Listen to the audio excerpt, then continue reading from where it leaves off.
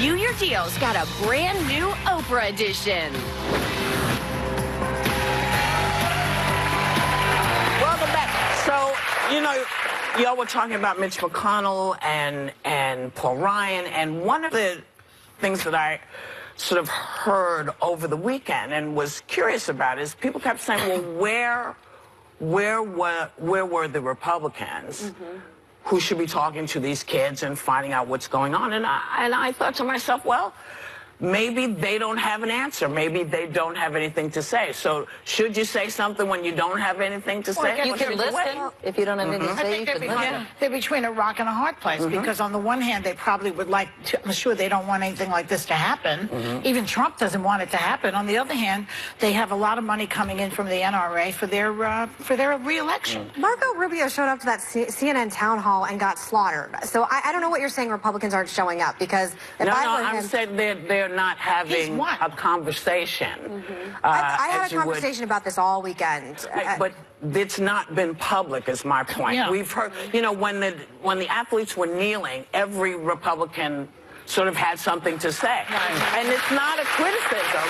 It's just, I'm just wondering, and many have been wondering, where they've been, where they stand on this particular issue. That's what folks are asking. Unfortunately, when it comes to guns and gun control, people put their party before the country. I really believe that. And I believe they put their quest to remain in power over the needs of communities. I mean, you have these children that are deeply in pain and struggling with that grief, because I believe they're going back to school today. Yes. You know, they're struggling with this Wednesday and dealing with things that no child should have to deal with. And they are looking to the grown-ups for guidance and assistance, and the Republicans are the controlling party now. And I wish that I heard more from a Paul Ryan, from leadership other than President Trump, because I want to know.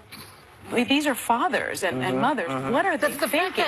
The fact that Marco Rubio showed up made the point even clearer and more glaring that the rest of them did not. You know, Rick Scott, Florida. I know, but it made the point clearer that none of these other people that she's talking about got on TV and speak. I don't think anyone's scared to talk. I mean, again, maybe I assume we live in watch different networks and maybe see things through different lenses, but I think Republicans are open to talking about it. And obviously, this is a giant issue going on in the country. And moving forward, we're all going to have to deal with this. There's no hiding and running from this. We're not talking about the run-of-the-mill Republicans. We're talking about Paul Ryan and Mitch McConnell. Well, the leaders of the party. But, okay, so what would you have like? I'm a little confused about what. Do you want them to go to the town hall as well? Like, no, everyone everywhere is you know what? I'll just put it like this. Any other time that stuff is going on, everyone has something to say. And so I was just curious because I hadn't seen any of the sort of bigwig guys getting up and saying, hey, I don't like this, or hey, I do like this. They've been very quiet. And so I was just curious. No finger blaming, just asking the question. You know what was fascinating to me this weekend that I spent a lot of time talking about? The companies that are withdrawing from partnerships with the NRA. I thought that was really, I mean, I thought that was... And I know that these companies are getting the response that they're mixing politics with business. But what is it that they're withdrawing from? They have all these endorsements, not endorsements, but partnerships like United Airlines, Enterprise Rental Car. They get discounts. And they're saying, we don't want to be affiliated. And guess who's not going to be flying those airlines anymore? This girl. I mean, it goes both ways. Again, you want to have corporate institutions bring this into place.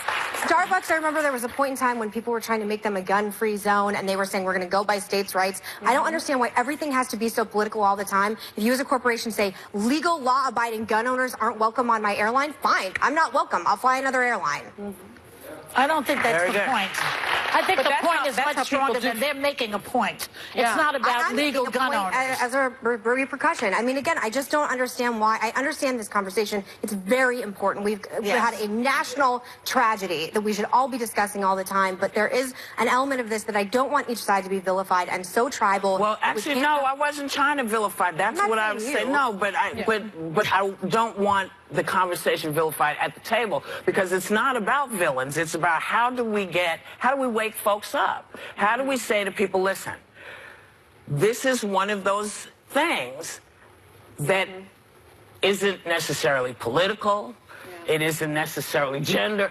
This is a thing that says are there too many of one sort of thing? Is there a conversation to be had? But that's why these kids are so important. Yeah. They're leading the discussion Yeah. because they're the ones getting killed. That's right. Yeah. So I think there's going to be a watershed moment. I think it's because these kids are in the Yeah. forefront and pushing people. And what was also interesting to me, I don't know if you saw it, Brown University, a list of universities sent out emails to people that have been admitted to the school saying, if you participate in this March 24th March for Our Lives, Yeah. which my son is participating Right. in, Yeah. you are not going to be if you get reprimanded for this sort of Yeah. peaceful protest, you will still be admitted to our university Yeah. because we value your right to protest. And I thought that was incredible. It's an because as a amazing parent, thing. And Yeah. Whoopi, I asked, Yeah. Whoopi's going to the march, and I asked Whoopi to look after my son because he's going to be there because I worry if you get arrested. Yeah. What does that do for your future admissions Right. to college and that Right. sort of thing? Yeah. And now the Right. colleges are saying, no, That's it's right. not going to Right. hurt you. Good. Of That course. was fascinating. Yeah. Now,